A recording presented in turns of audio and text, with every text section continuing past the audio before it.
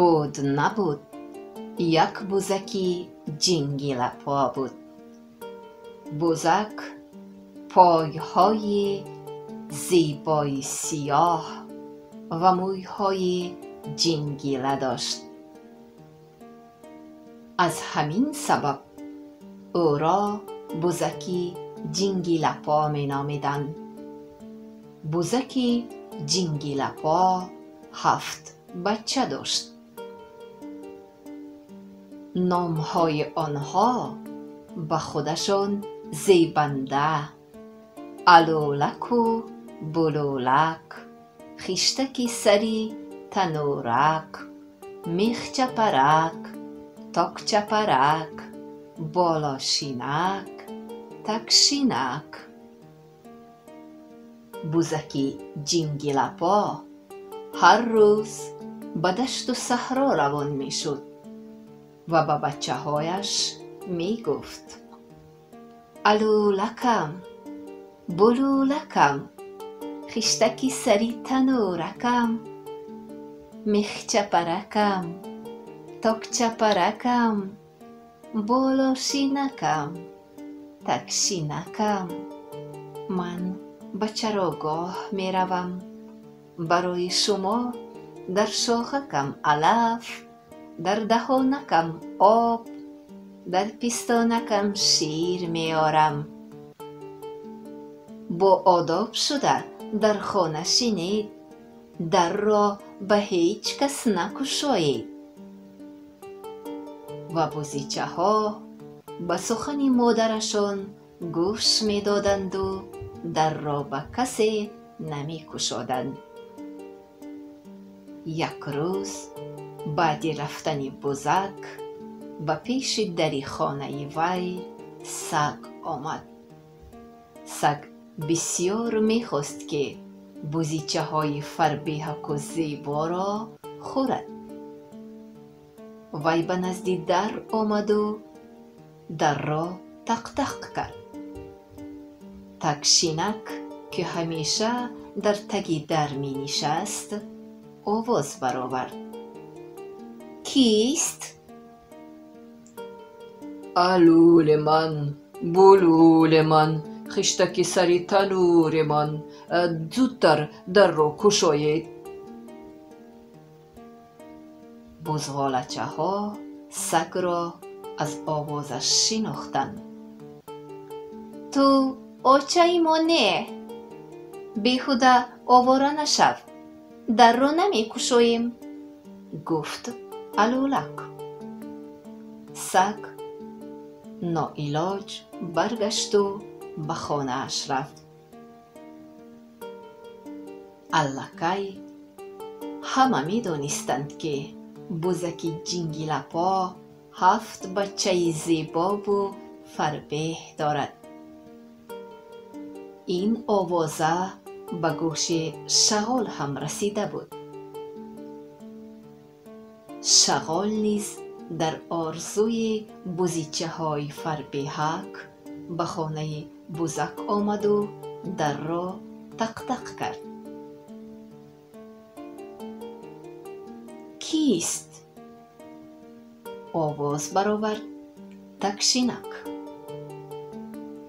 علولکم، بلولکم، خشتکی سری تنورکم، میخ چپرکم، تاخ چپرکم، بالاشینکم، تکشینکم. در را گشایید، زودتر گشایید، گفت شغال. این آچه ما نه، آواز آچه ما دیگر خیل، گفت بلولک. ما در را نمی گشاییم، تو آچه ما نیستی، ما تو رو شناختیم، تو شغال، بیرو از اینجا، گفت خشتکی سری تنورک. شغال هم ناامید شد و به خانه‌اش برگشت.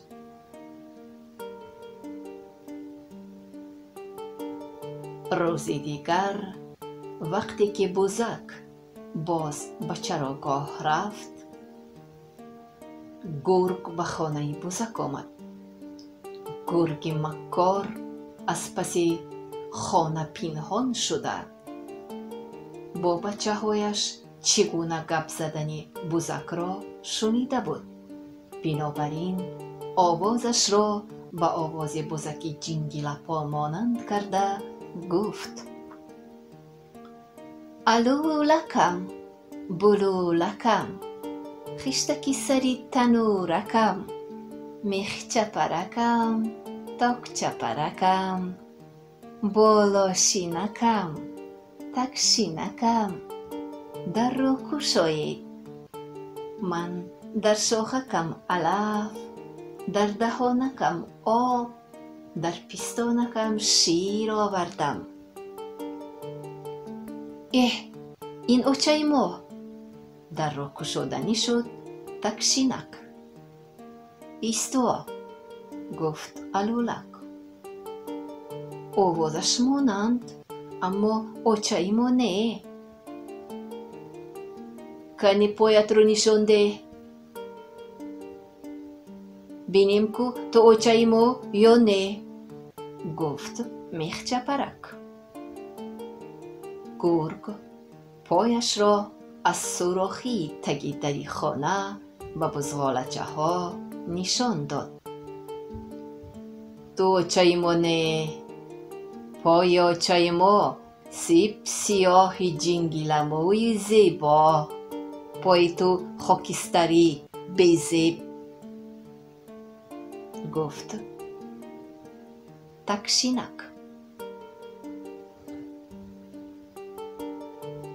تک شینکم، الو لکم، بلو لکم. من وقتی که به اینجا می آمدم از جوی بار پریدم، افتیدم، پایم گلالود شد. شویم با سیاهی زیبا می شود، گفت گرگ. اما الولک در گفته خودش استوار بود. رو پایت را شسته بیا. گرگ به خانه‌اش رفت. کافت و رنگی سیاه یافت. پایهایش را رنگی سیاه رنگ کرد و موی پایهایش را جنگیله کرد و باز به خانه بزک آمد. الو لکم، بلو لکم، خشتکی سری تنورکم، میخ چپرکم، تاک چپرکم، بالا شینکم، تک شینکم، من پای من. و پایش را به سوراخی در نزدیک برده نشان داد. بزغاله ها پای سیاه‌موی جنگیله را دیده فکر کردند که واقعا هم مادرشان است و در را گشادند. در را گشادن بزغالچه ها همان بود و گرگ زده به خانه در آمد و الولک و بلولک، خشتک سری تنورک، میخ چپرک و تاک چپرک، بالا شینک و تک شینک را خورد و گریخت و رفت. بیگاه بزکی جنگلپا شاد و مسرور به خانه اش آمد. اما دری خانه اش را گشاده دید و حیران شد. بزک به خانه در آمد و دید که نه الولک هست و نه بلولک، نه خشتکی سری تنورک هست و نه میخ چپرک و تاک چپرک. از بالا شینک و تک شینک هم نشانه نیست. الولکم، بلولکم، شما در کجا؟ میخ چپرکم، تاک چپرکم، کجایی؟ بالا شینکم، تک شینکم، کنی شما؟ بزکی بیچاره زار زار اشک ریخت و خود به خود فکر کرد بچه هایم را سگ خوردگیست. می روم به خانه سگ. بزکی جینگی لپا به خانه سگ آمد و به بالای بام سگ برآمد و با پایهایش سخت سخت بام سگ را کوفت. سگ مهمان داشت و در سر دسترخوان نشسته بود. وقتی که آواز دکر دکری پای را شنید حیران شد و گفت کیست در بامک لرزانک من؟ خاک می ریزد بر آشکی افغانک من. آشکی افغانک من شور شد، مهمانک عزیز من کور شد. بزک جواب داد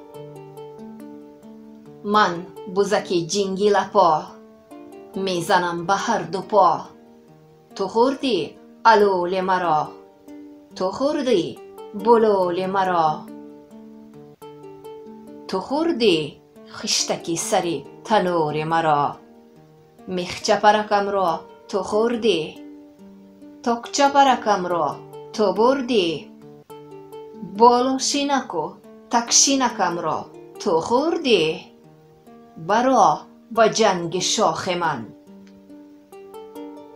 سگ همین که شاخهای الماسوار تیزی بزک به خاطرش رسید لرزه به اندامش افتاد و زود گفت نخوردم علول تو، نخوردم بلول تو، نخوردم خشتک سری تنور تو.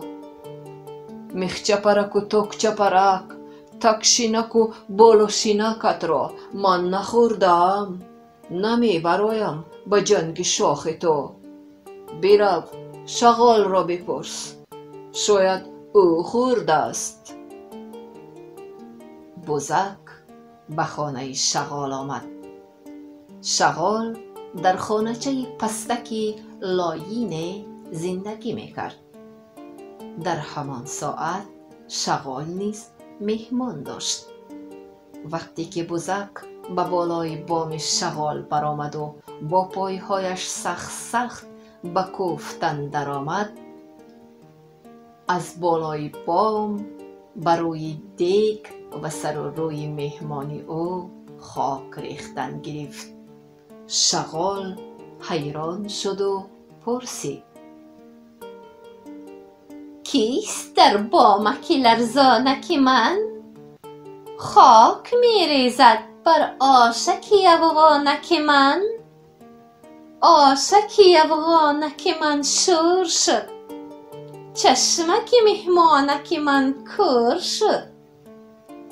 بزک جواب داد من بزکی جینگی لپا میزنم به هر دو پا. علول من تو خورده ای، بلول من تو برده ای. خشتک سری تنور من تو خورده ای. تکچه پرک و میخچه پرک، بالا شینک و تک شینک مرا تو خورده ای. برا به جنگ شاخ من. شغال نیز از شاخهای تیز بزک مردنی وار می ترسید. بنابراین زود جواب داد نخوردم علول تو، نخوردم بلول تو، نخوردم خشتکی سری تنوری تو. میخچه پرکت نخوردم، تخچه پرکت نخوردم، بالا شینک و تک شینکت نخوردم. رو از گرگ پرس، وای خوردگیست. بزک به خانه گرگ آمد. گرگ مهمان داشت. بزک به بالای بام برآمد و با خشم و غضب به پای کفتن درآمد. دیگه آش گرگ پر از خاک شد. گرگ به غضب آمد و داد زد: کیست در بامک لرزانک من؟ آب خاک میریزد بر آشکی افغانک من. آشکی افغانک من شور شد، مهمانک عزیز من کور شد. کیست آنجا؟ بزک با قهر جواب داد: من بزکی جنگی لپا، میزنم به هر دو پا. تو خوردی علول مرا، تو خوردی بلول مرا، تو خورده ای خشتک سری تنور مرا.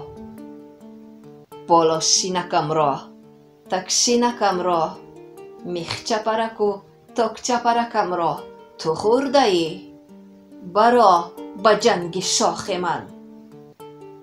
گرگ مغرور قاه قاه خندید و جواب داد: من خوردم علول تو، من خوردم بلول تو، من خوردم خشتک سری تنور تو.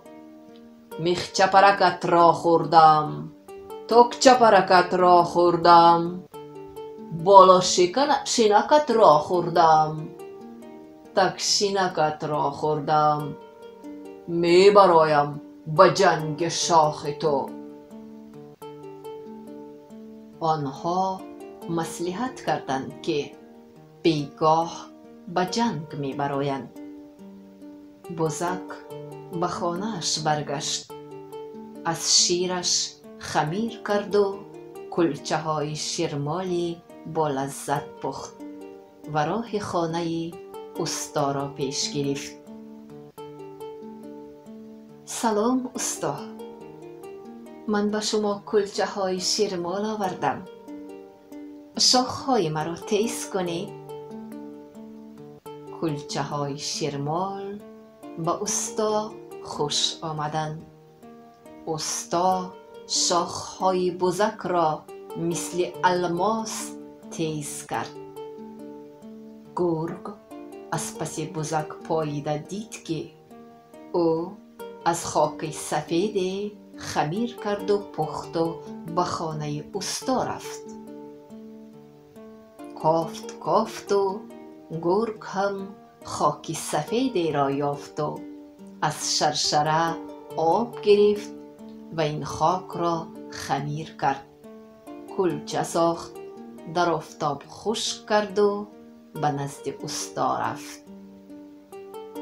استا، من به شما کلچه های با لذت آوردم، دندان های مرا به عوضش تیز کنید. استا دید که کلچه های گرگ کلچه های لاین هستند. دندان های گرگ را یکتا کند و به جایش پنبه نشیند. گرگ شاد و مسرور به جنگ جای رفت. در جنگ جای بزک او را منتظر بود. اول تو بزن، در دلت ارمان نماند. تمسخر کرد گرگ. نه، اول تو بزن، گفت خاکسارانه بزک جنگی لپا.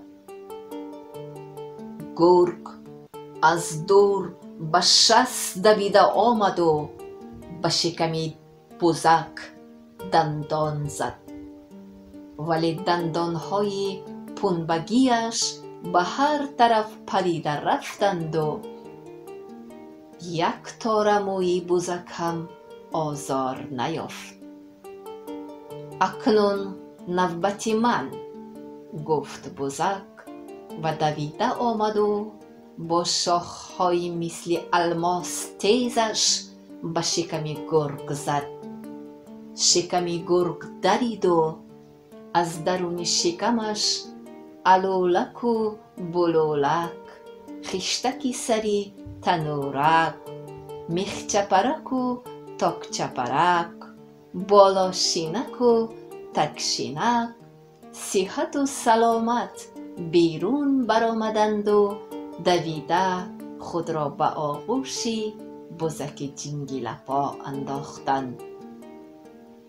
بزک و بچه هایش شاد و مسرور به خانهشان برگشتند و به زندگانی خوش و خرسندانه‌شان ادامه دادند.